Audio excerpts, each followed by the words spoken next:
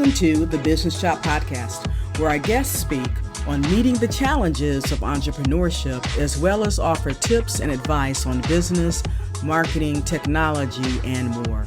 Whether you are a newbie or a seasoned professional, this episode is for you. I am your host, Audrey Wiggins. Let's chop it up. Before we get started, quick shout out to Perry Mason, my cousin, for the new music. What do you think? Leave me a comment. Find his music on Apple Music as well as Spotify. That's PerryMason, Perry Mason. Thanks, Trace. Love the new music. Hello, Chop Squad. Audrey Wiggins here. You know, as usual, I am excited to be with you. And I'm excited for our guest as always. And so I want you to meet Lechon Kirb. Now, his friends call him Kirby, so we'll see how the interview goes. By the end, perhaps we'll be friends. He's a multi-hyphenate creative entrepreneur, speaker, and author with a passion for helping creators and entrepreneurs like us scale their businesses while staying true to their purpose. Now, Lechon is the founder of Market Theory and the creator of the Impact Scaling Framework, which is a powerful approach that has helped over 25,000 creators and businesses achieve sustainability, purpose-driven growth. He's also the author of A Culture of Equity, Owning Your Purpose, Redefining Your Narratives, and Amplifying Your Presence, where he empowers individuals to own their stories and create meaningful change.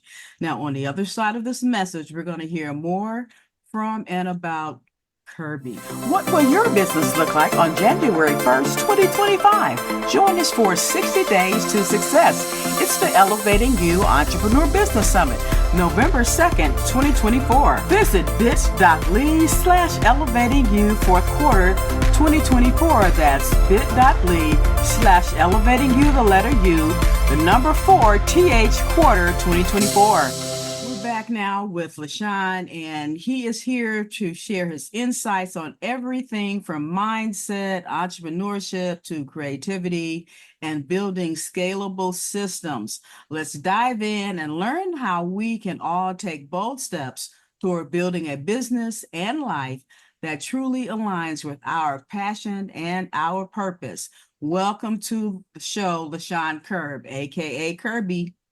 Thank you so much for having me. It's an honor to be here. Yes, absolutely. Let's dive right in. I can't wait to share. Yeah. Okay. All right. So right off the riff, what was the pivotal moment in your life that sparked your drive for personal freedom and purpose-driven growth? That's a great question. You know, I think for me, it starts when I was a kid. First of all, I got to see my mom as an entrepreneur. And, you know, she was doing some really, really amazing things. Like she had her own TV show and she was known in the music industry and she was who's who in American Women. And even when I was young, she got inducted to the Wall of Tolerance by Rosa Parks. So she was doing some really amazing stuff. But there was one pivotal moment for me, I think, when I was around 6 years old. I was playing hide and go seek at my mom's house one time, my sister and my cousin, and essentially, my cousin and my sister went to go hide upstairs. I got the bright idea I was going to hide in the basement. My mom had this old refrigerator down there, and I took out the racks, climbed in the refrigerator, and while I was trying to get situated, I knocked it over on the door. So now I'm trapped in there, and I'm clawing, and I'm screaming, and I'm gasping for air, and I'm freaking out. But eventually, I made enough noise that my mom came and found me, kicked the thing over, got me out of there. But that was like the moment that I felt like I needed freedom, like I needed oxygen. They're the same thing to me.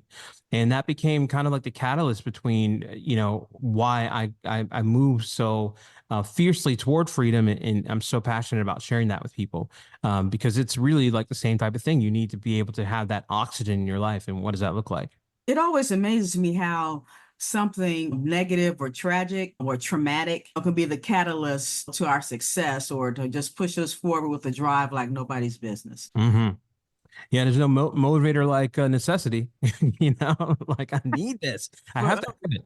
And yeah, a big driver for me. Yeah. Oh my goodness. Yeah, I imagine that was scary. You know, he was like, I don't want to die here. Or maybe you never even had the thought. It was like your determination just was to move forward, you know, get out and get moving.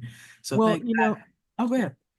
I was going to say, like, a scenario like that is scary, right? And why it's so powerful is because you're face to face with your fears, Mhm. and you don't have a choice but to face it at that point. And when you do, you find that in many cases, it is critical for you to have that capability to face whatever your concerns are, whatever your fears are. It doesn't matter if you are afraid to do something or not. It really requires you to do it anyways, you know, in Yeah. order to embrace that courageousness in your life. So, yeah, tragic could have been much more tragic, you know, traumatic, definitely.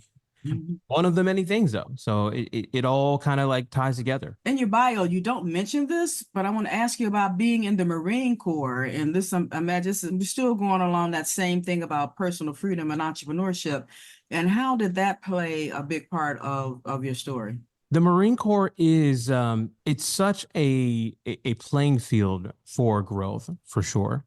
Um, because of my already primary drivers for freedom and all that since I was young, that is the perspective that led me into the Marine Corps, right? It was like I wanted to get that for myself. It was like the first time I got my own place and had my own money and was able to do certain things. I went in so young, you know, but you learn a lot of things in the Marine Corps, and you're pushed up against fears, concerns, challenges there.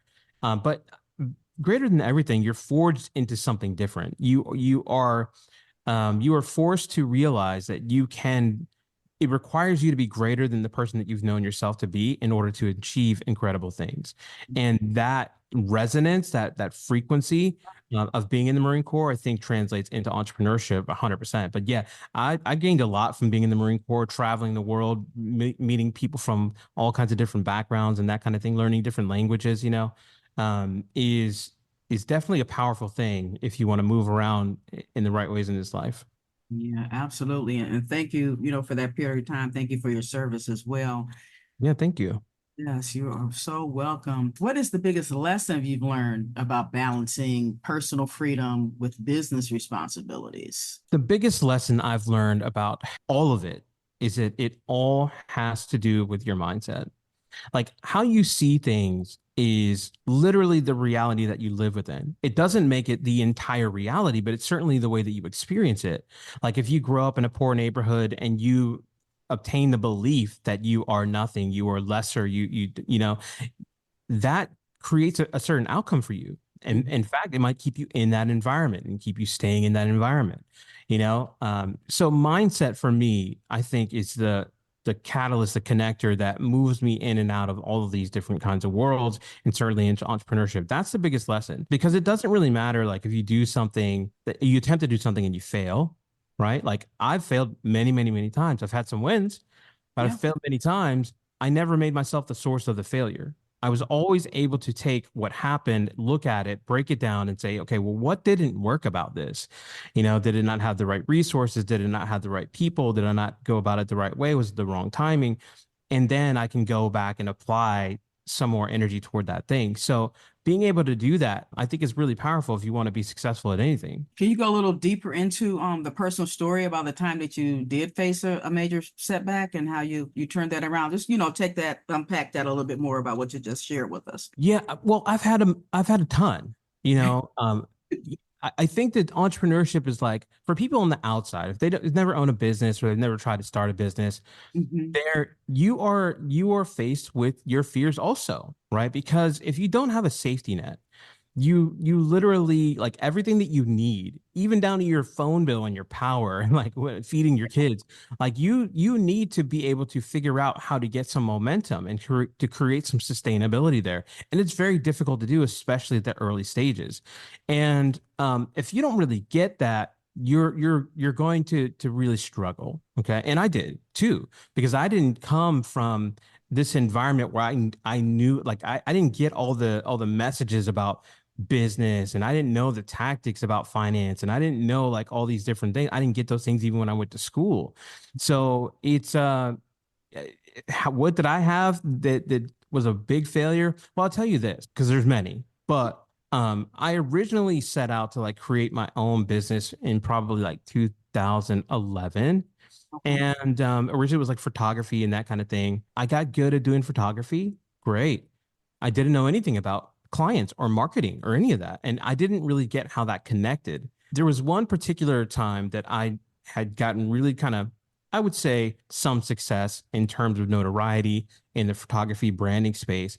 And that campaign got picked up by like Universal, BET, Centric, and it was getting like kind of pushed all over the world, many millions of impressions and things like that. And Wow. it's I wasn't really making any money. And I was like, Okay. wow, you can have these large organizations using your creativity. You're on campaigns, you're on billboards, you're in magazines, and also simultaneously not making any money from it. And I felt like I needed to know, how do you connect those dots? I knew that people were, I just didn't know Mhm. how it was happening. I was like, was it Yeah. licensing? Is it with something else? Is somebody funding them? Are these grants? Like, how are they making the money? Because that's the thing that I needed to get to the next step. And that thinking helped me get to the next step. Was like, I need to figure out how this works.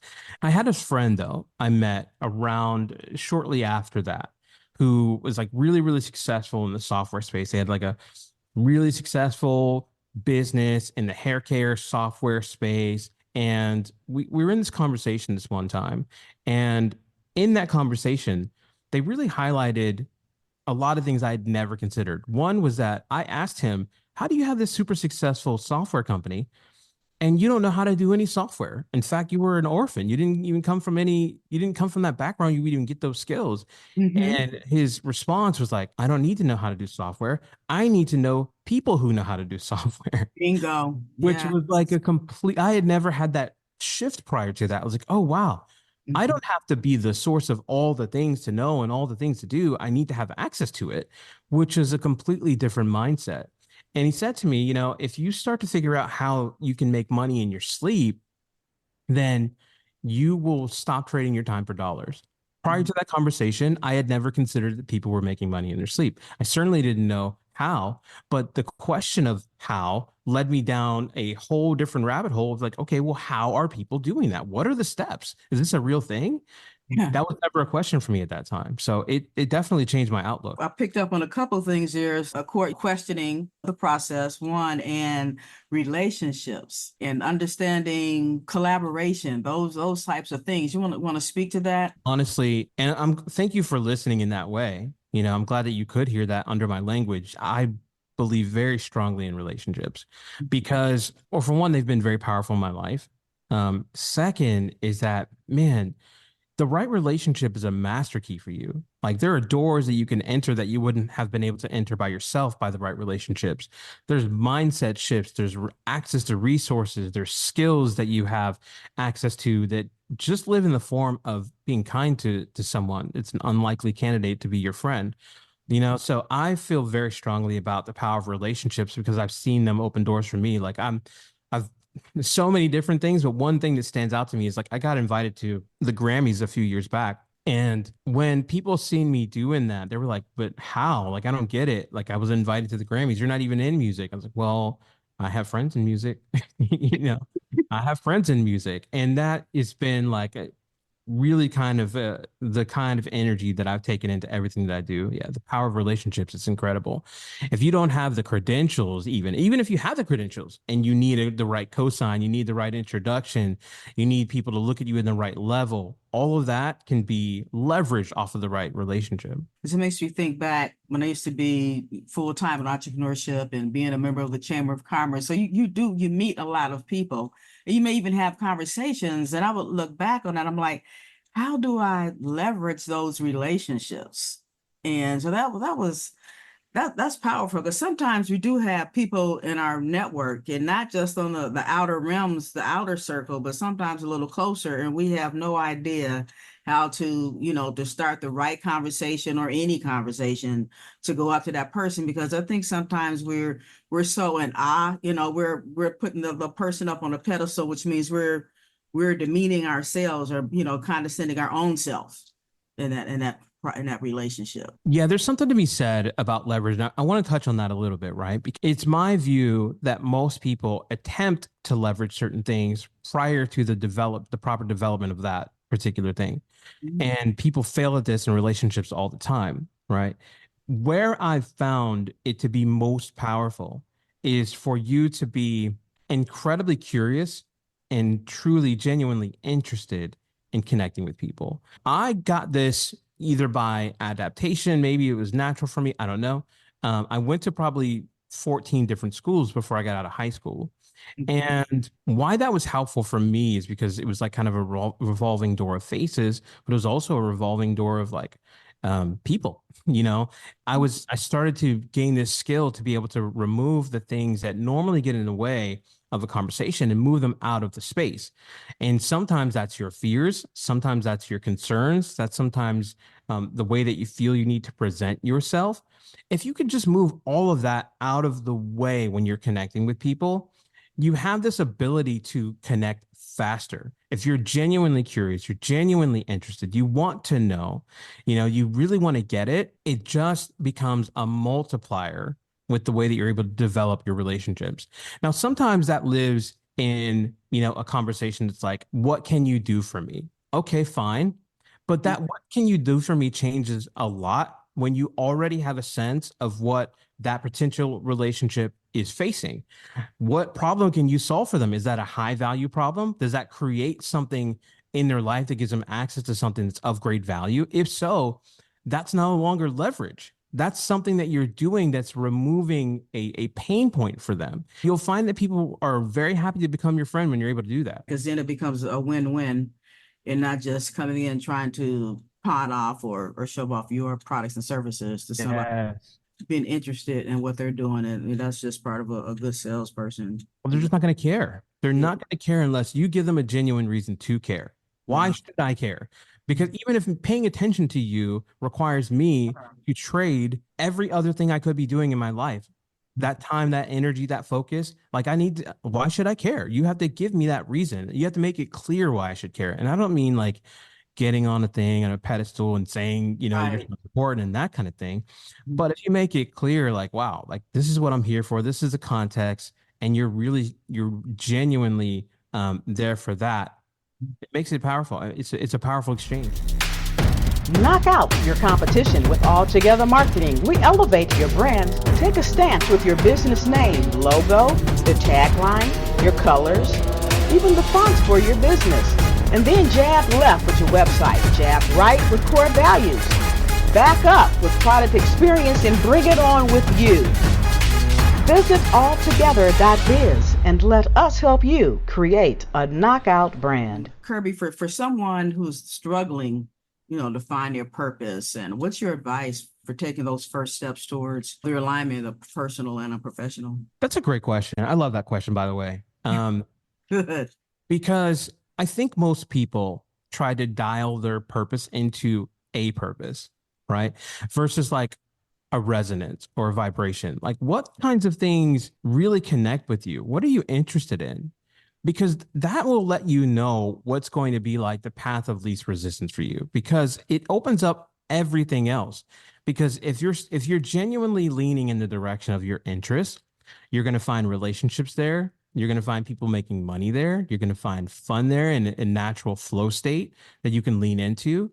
And I am of the belief that you can create freedom through any of those things. You know, if it's something that you're passionate about, other people are probably passionate about that thing. Then you just create a new world for yourself, a new atmosphere for yourself by leaning into it. Now, there are frameworks and things that you can use that can make it palatable for you. If you're like an entrepreneur, you're trying to make it make sense for you financially. There are ways to do that. And we can talk about that too.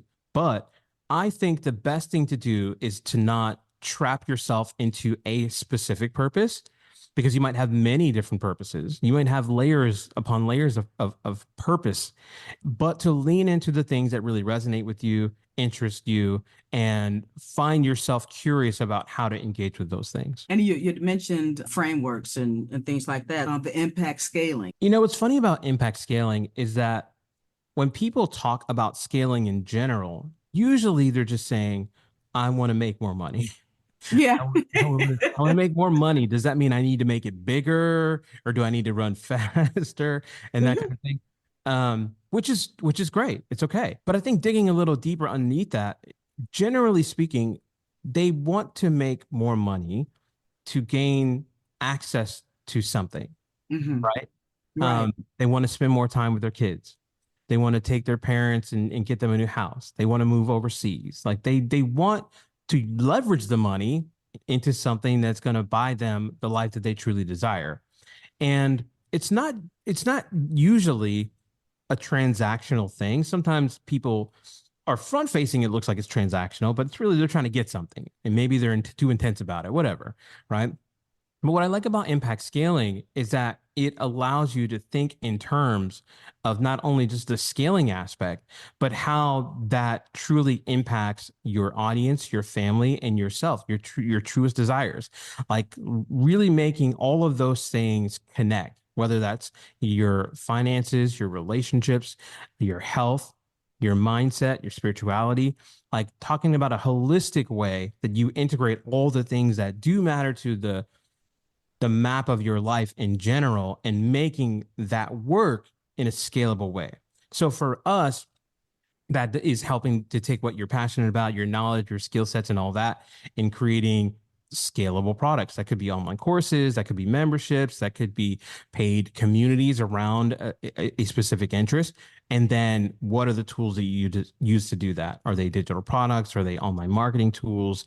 What do you need to have to make it work? And that's what we help people do. Yeah, that's awesome. This is a great time to have this conversation too, as we're coming in the fourth quarter, setting ourselves up for success in the new year. So that's great. So let's talk about your book, Kirby, A Culture of Equity, emphasizing owning your narrative. So how can we take control of our stories, and maybe how do we even formulate? Sometimes we don't even know what our story is. Great question. Well, nobody knows your story better than you. Like, Sometimes like, well, I have this experience. Have you ever had the experience like pulling that person's story out of them, and maybe that we tell our story, maybe we don't know that's what it is. That's true. That's very, very true. Where I think is powerful about a culture of equity, at least the intention behind it. Most people get involved with something because they got enrolled to do so. And that could be the school that they went to, the job that they're doing, the business and that kind of thing that they're doing. But what I find is that once they do that, most people don't get the same energy out of it that they put in, right? Like they don't get the resources that they should have gotten out of it.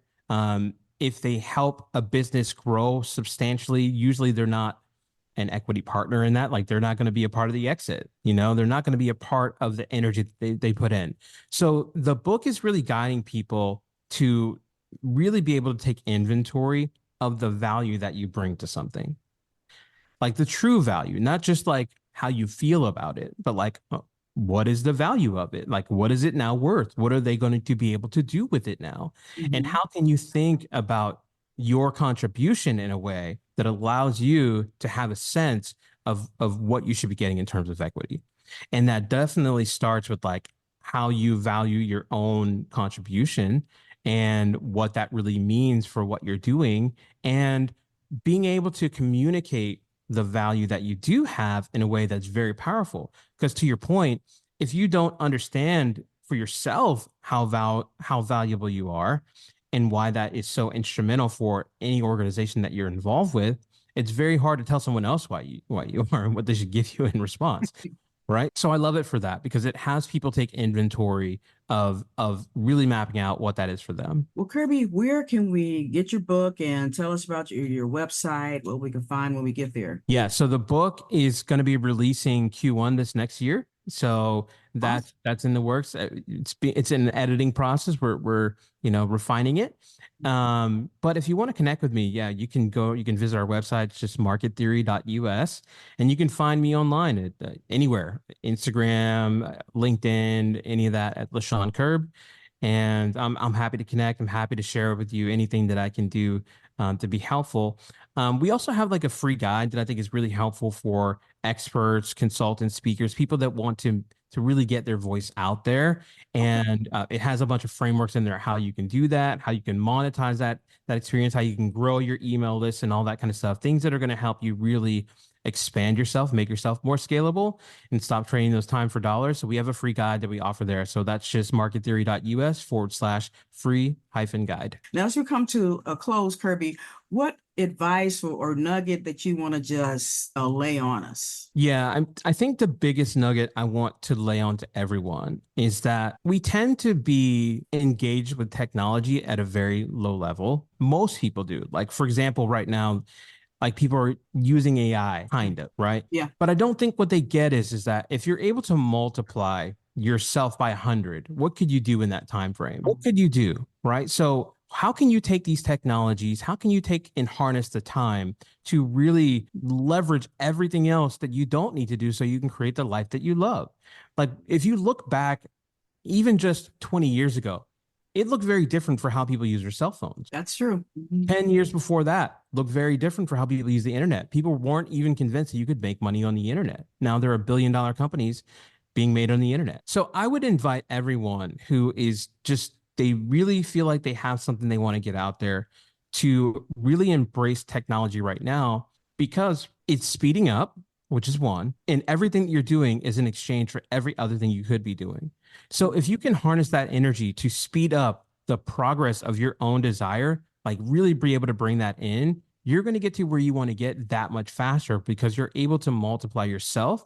And, you're also able to reduce the time that it takes you to get there. So I would say be open to the technologies around, embrace them, use them to multiply yourself, multiply your intentions, your efforts, your messages, and use that to get yourself to the life that you desire way faster than the people that came before us were able to do it. Kirby, that was amazing. Chop Squad, you have got to follow Kirby, Lechon Kirb, get to his websites and connect with him on social media and take to heart the information that he's given us today. And until then, we'll see you next week. Thank you for having me. You are absolutely welcome. Thank you for listening to The Business Shop. We hope that you were able to glean valuable information from our guests and that you will download and share this podcast. Your rating and review is much appreciated. To go deeper with our guests, please visit their website and social channels. To learn more about us, please visit businessshop.info or altogether.biz, where we will help you expand your brand.